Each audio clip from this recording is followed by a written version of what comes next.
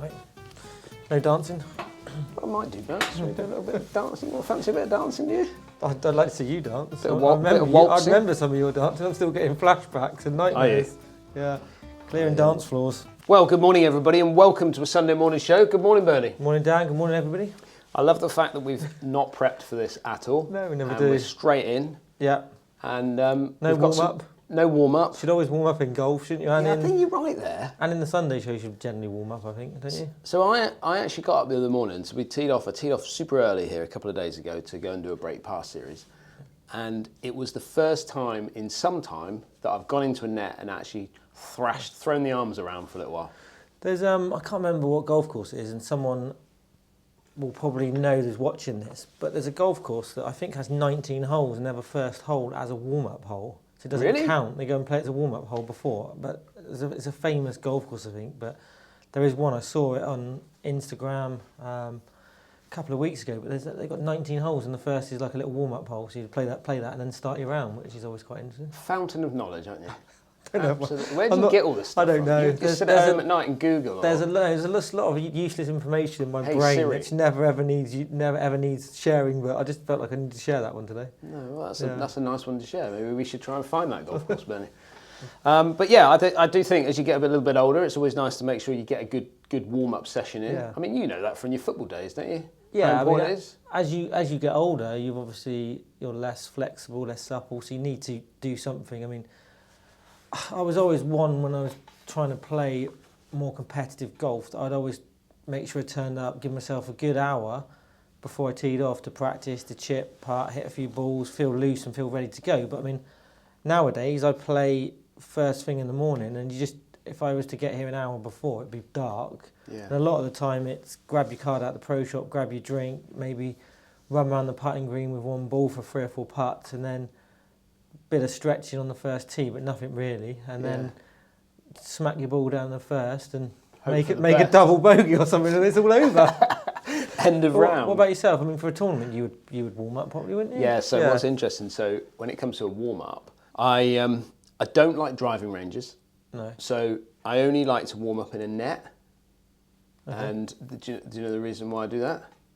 It's because I don't like to see what the ball flight is doing before I tee off. Really? Not have an idea of what? Like because what will happen is if I get on a range and start hitting shots on the range and I see a ball flight that's maybe, I don't know, going more left than I would normally accept as a left shot, I'll then start tinkering. Okay. Whereas when I'm in the net, I have no idea where it's going. No. So I just warm up, hit lots of shots. Then my focus is more just the warming up rather than actually focusing then on ball flight and things like that. I mean, going off the story a bit, do you ever go into a net to hit balls and not really have a clue where, like, you feel like you're not swinging it very well? Like, you go in there and you go, oh my God, what am I doing? Like, no. No, you never do that? No, I mean, I can get a sense. I can get a sense of that. But I don't think I would go in there and know, because do I actually see the impact of the ball going in the net? Probably not. Maybe I'll see an indent afterwards. Yeah. Keep your head down, Bernie, you know? Keep your head down. That's the worst advice ever, isn't it? Ever. Every driving range in the world now, there's somebody on there telling someone else to keep their head down. Yeah, well, what's really important, what they actually mean by that is not about keeping your head down, it's maintaining your posture. Yeah. Because what happens is if majority of people, if they get their head up, their whole body comes up with it. As a result. And then you get There's quite a few good golfers, though, that didn't actually watch the ball at impact and were lifting up and out of it. Loads of famous examples. Annika Sorenstam. There you go. As she come through, head was up. But I like to see, if I'm coaching somebody, She's still in posture though, but head's... Yeah. So not in the same position it started. You maintain posture, so like I always think like right shoulder goes down to the ground, but the head has got to turn with the spine. So what you don't want to see too much of. But there are examples out there of people that are the reverse of that, where they're at impact and their head's back here because they're trying to stay in posture and things like that. But for the most part, you want to try and feel like this will help with definitely for older golfers or people who, let's say, are less supple. Us, basically, us. So as you come through, if you can get the sensation of your if you're wearing a cap or anything, as that kind of turns with the shot, keeping the right shoulder down, that will keep you in posture. But it'll also help with the whole body rotation on the way through and get you out of the shot. There you go, free lesson today. No charge for that? All we ask is you subscribe to the channel. That's all we ask. It's not a lot, is it? I didn't think we'd get into that today. No. That was yeah. I mean, let's be honest. YouTube is the wild west, isn't it? When it comes to golf experts that are on YouTube giving out all these lessons. But I actually think that one's probably a little nugget that a lot of people could take. It's nice, to yeah. The golf course. I mean, I must get what 10 to 15 messages a week of people giving me advice on what I'm doing wrong. Generally, not what I'm doing right. It's always what I'm doing wrong, which is nice that people care. Yeah. But you'll have one person saying you're doing this and someone will say you're doing that, and it's quite contradictory at times. And people go on there looking at, watch a golf lesson and they think, that's what I need to do. But it's so, golf coaching is so individual, isn't it? Yeah. It's dependent on so many factors in everything. And you can't put everyone in a bubble, can you? Or everyone in the same box, I guess. Well, I like the way you've brought us on to giving you feedback. Seamless link. This is a perfect seamless link. People giving you feedback that they mean well, but they don't necessarily come across as they mean well, and more like they're focusing on the negative rather than the positive. And this brings us perfectly on to my brother, who is, I would say, he always means well. He always means well. Be careful. Can you choose your words quite correctly? Because we know Paul can be a little bit oversensitive. Very. Sometimes. I know. I've upset him numerous times. But Paul didn't even know I've upset him a couple of times. But what I love about Paul is that he always means well. Always comes from the right place. Yeah. But sometimes his delivery might not be. It's a brotherly thing as well, though, isn't it? Yeah. There's always a bit of it's like friendly rivalry. He didn't get that sensitive bit. No. He got you the got sensitive that. I got the sensitive bit. The love bit, he didn't quite get. Anyway, no. I had a little lesson off Paul the other day, which was lovely, and I'm just going to share that with you. I know you've seen it, so we're going to share it now with everybody else, so they can. It's a little nugget, isn't it? There's a little morning nugget for them. Something important that you want to tell the audience? Well, I was just going to say that this has got to be the best time if you ever want to learn how to read greens. Right. This has got to be the best time to come and do it when there's dew on the grass, because it just leaves like a shot tracer. Yeah. Because if you're going to predict this break here, what do you think it would break on this putt? As in, you want me to read it? Or? Yeah. How would you read that? How much? Funny putt. Off the right. No. See, I'm seeing that I would probably hit that pretty straight. You think it's straight? Yeah.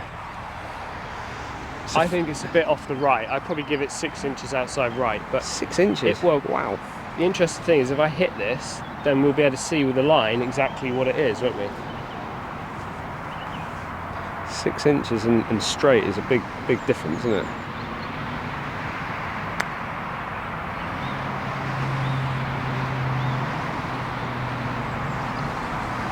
Yeah, I mean, that's not... If you draw a line up...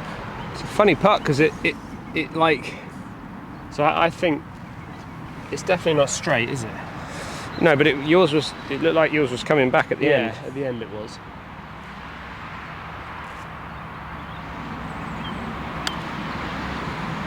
No, it's early moving, isn't it? It's moving. Yeah, it's moving really early here, and then it's just always going. This is what's so good, because obviously if you come and do some practice putting, you don't, unless you're stood behind the ball, you can't see exactly what it's done. You don't know if you started it dead on line. Whereas this, I mean, I know I've started that pretty much, maybe even a foot outside, and it's coming back into the hole. As you can see, yours has started. You may have even started yours maybe left lip or something, and it's finished 2 foot left. But I mean, the most interesting thing about this that I've taken from it is look at how much jumping the ball does. You know, they talk about like pure roll and perfect this and perfect that. I mean, the golf ball spends probably on that putt has spent as much time in the air as it has on the deck. Yeah, I'd say. Well, mine's at this point is now halfway, rolling, isn't it? Over halfway is now when it's rolling purely. Yeah. Yours similar a little bit. Here, yeah. So what's that? It's over halfway, isn't it? Where it's actually on the ground fully then. So what you're saying is get up really early, get out when it's dewy, and do some practice your putting. I'd say. I think but it's more for reading greens. So I think if you spent a bit of time here, when it's like this, you could guess like we were doing there. You guess what you think it's going to do, and then you hit it. Then you hit it and see what it actually shows. And it's a great bit of feedback. So it's 6:45. Get out onto the putting green before the greenkeepers get there. Good, like that. So what do you think of that then? Yeah, it's interesting. I mean, you're an early morning golfer. Do you see your tram lines as you kind of work your way through, or? I mean, you can if Your own shot generally tracer. I'm either the first or second group off when I play at Churston on the Wednesday and the Saturday. So you can see a few lines like he's saying when there's obviously a bit of dew. Even in the summer, there's dew on the ground. So you do see, and you see where people have walked as well, the footprints. And you can learn. You can learn from every person's shot and your own shot. Like, when you hit a putt past the hole, you should, rather than if you've hit a bad putt or a putt's a bit aggressive, rather than turn around and react to it, you should be sort of studying that putt as it goes past, because you're going to have that putt back on the same line. So, I mean, it's a good, to get as much information as you can before you hit a shot is going to be helpful. And I mean, it's little things you don't necessarily think about, and that's, it's a good...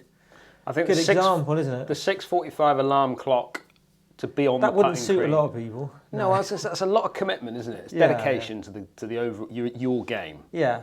And your putting and but what I found fascinating with that, and we always know that the golf ball will jump a little bit, and the quality of the greens and time of the year and stuff like that will determine how that ball reacts. But I couldn't believe that for the putts that we hit, half the time the ball was only actually on the green. Yeah, it was bouncing and bumbling along, which I found quite interesting. Because a lot of the time you wouldn't, to the naked eye, you wouldn't actually see that. No. You'd think it was a complete smooth, and that's why a putter has loft on it. People always, I remember one of the first things I learnt was that obviously you would think it was completely, when you're a youngster, you'd think it was a completely flat face with no loft, because you want to keep the ball as low to the ground as possible, but it actually has to, like you said, it has to skid to get it rolling. If it had no loft, you'd almost put it straight into the deck, and then it would bounce even more, wouldn't it? But you don't think of that. It's only when you learn that different clubs have lofts, and you've done that video on the arm lock, which I think was a Sunday show a couple of weeks ago.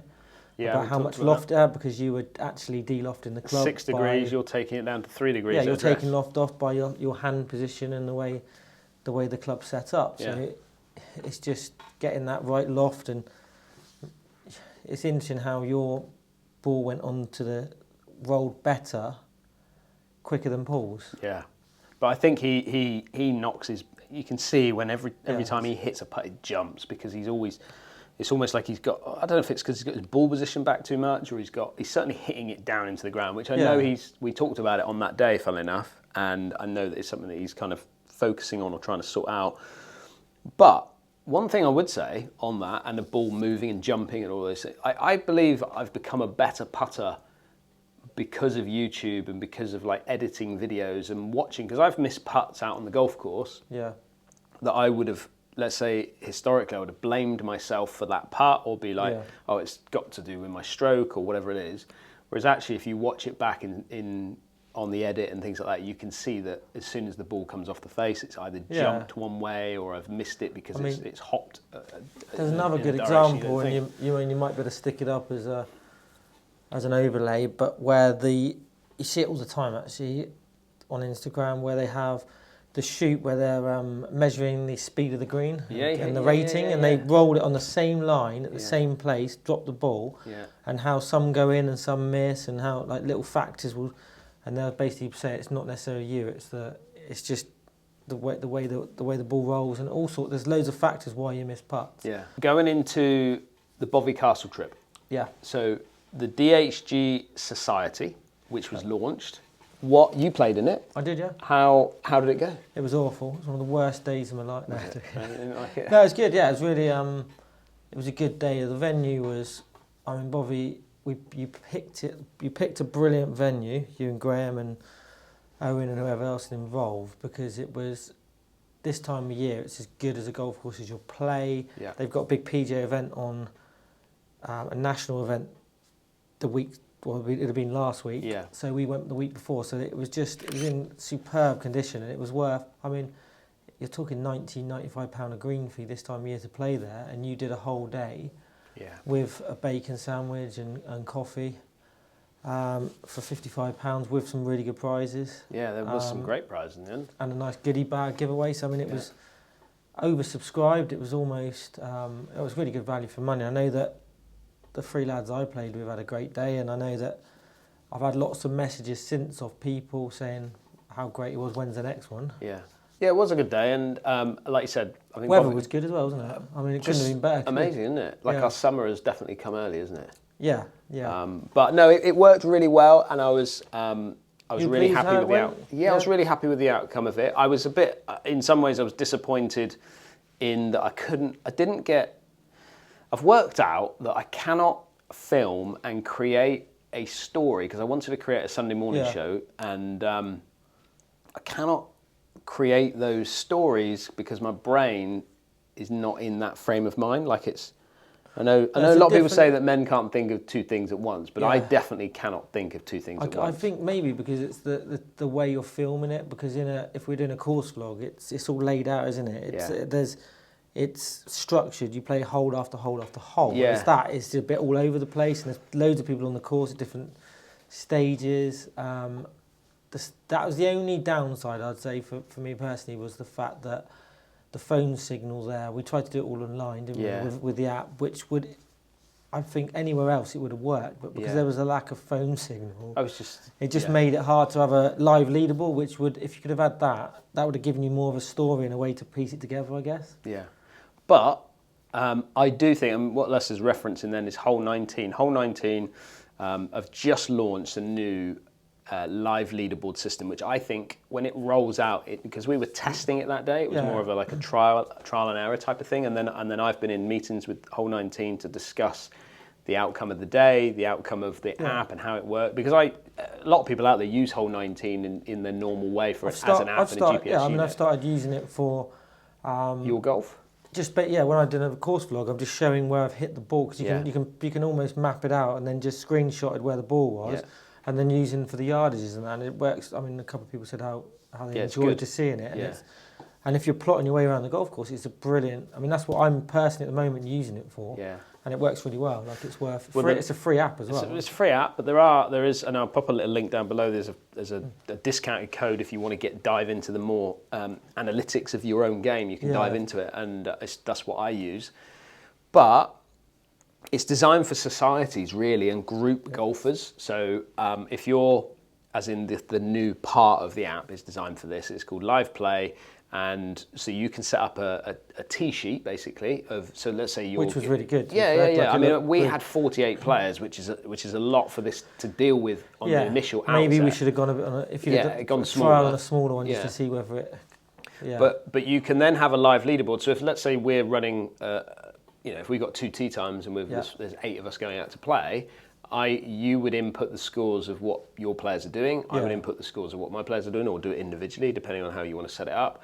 And then I can see what the leaderboard is ahead. Yeah. So if you're running a society, which I think this is going to work fantastically for you guys, it just makes it more professional. Yeah, it makes it more professional. Like a proper tournament. Yeah, absolutely right. Rather than coming in and going, how many points you got, or shouting across who's winning and stuff. And for people like Graham Ruth, who runs obviously Bonjour Golf, he does all his trips away and things like that. For him to have, you think about that French trip we went on. If we could have a live leaderboard that was going on that whole week, fantastic. So I think for people like that, I think it's going to be so good down the road when it's all fully completed, which it is now with the updates they've done. It's pretty much good to go. Yeah. So check it out for yourself. Wait, have you got another one organised, or So big feedback that I wanted from this one was we've obviously done our 2-day stuff. Yeah. Which it started off really well, didn't it? And then it kind of deteriorated as time went on, because I just think when you're trying to run 2-day trips on weekdays, there's obviously extra cost of staying over and then dinner and all those sorts of things. I think having it as a 1-day event with then options for people to stay and play if they want to. So some people obviously came down early and stayed and played the day before, or stayed that night and played somewhere else on the way home. I think if there's options for that, and then we dot them around a little bit, I think it could be a good thing. Yeah. I do. That my only minor criticism was, and I guess we haven't done, I can't remember what the most we had on a 2-day trip. Was it 30 something, maybe? 27. 27, at Parling Kemfig. So that was the most we had. I just felt that I didn't have, I went there with the intention of doing some filming before I played. Yeah. I got there like 3 hours early, but I was going around chatting to people, and the time, I didn't actually get round to see every person. A couple of people tried to, I was just about tee off, whatever, Yeah. and they were like, "Oh, can we?" And I was like, "Look, I'll see you after," but then I didn't, and I felt a bit bad that I didn't get around to them. So on a 2-day trip, then maybe there's more interaction. Yeah, there you get is. to spend a bit more time. That's 100%. the only downside Yeah. to me. And I was able to because I wasn't playing. You wasn't playing, no. So I could dot around on the golf course and see Yeah. everybody, but also see them before and afterwards. Yeah. So that kind of worked okay. I do think if you're going to have one-day events, the best way of doing them is shotgun starts. Yeah, because everyone's there at the same time, and it's all everyone's in at the same time rather than staggering it. Yeah, I think that's probably might work better. Yeah, a bit like Live. A bit like Live, yeah. Yeah, could be the new Live, couldn't we? Without the money. Without the money. And actually, that's interesting. I'll probably give that feedback to Hole 19 as well, because ultimately, it's all about where you start on the golf course, isn't it? So if you're going to run a shotgun, you might be on 15 or whatever, and that might not interact with the app. So that's good feedback, Bernie. I got something popped up on my socials earlier. Turns out Rory McIlroy is moving back. He's going to move. He's looking to move to London. Is he? Interesting that. From, I mean, is he America. based in So the States? he's based out in West Palm Beach, down in Florida. As you know, I'm not a massive Roy fan, but where's he? No. Well, he's down at. But I think, but what does that mean though? Does that mean, so if he, let's say, based himself, and I know he's private jets everywhere and does all that, but tax maybe? No. I think it would be maybe education for his kids or his child. I guess as well. He'll obviously keep that house in Florida, so he'll be. It's a mansion. Yeah. I didn't realise he bought it off of. I think it was Ernie Els. Yeah, no, it's interesting, isn't it? Because I mean, most people try and get up would you'd think with his lifestyle and where he's playing in the world, most of his tournaments are US based. He's not really playing much on the DP world anymore, is he? Not literally much. Dubai. I mean, yeah. So you'd think. And Wentworth. You'd think he'd want to be in America because I mean, better practice, better weather. Like, why would you move to England anyway? We're going to France next week, aren't we? Week after. Oh yeah, French trip coming up. Yeah. We're actually playing 3 courses. I don't know much. I'll be honest with you. I know you asked me a couple of months ago, and I don't really know a lot about it. I know the dates we're going, which is the start, but we're going on the Monday, so we're leaving like silly o'clock Monday morning. Yeah. I like the fact that everybody is getting the full brief as I'm briefing you on what I know. We're leaving Monday morning. We're driving up to Dover. Yeah. We're catching a P&O ferry from Dover. It's about an hour and a half to Calais. It's quick. Not long, is it? No, it's quick. Apparently we've got a little lounge area. Have we? Yeah, we like our lounges, don't we? I hope there's free food and stuff. There is the free Irish food. one was good, wasn't it? Yeah, similar to that, but we're only there for an hour and a half, so we better smash it for an hour and a half. I ate a year's supply of cheese in about an hour and a half. Yeah. We got on late though, didn't we? So we didn't get the full spread. I don't know. We did pretty well. We ate cheese. Cheese, a lot of cheese. Cheese and biscuits. And I just remember them like shaking their head as we kept going up for about the 15th time. Yeah. 13th packet of crisps.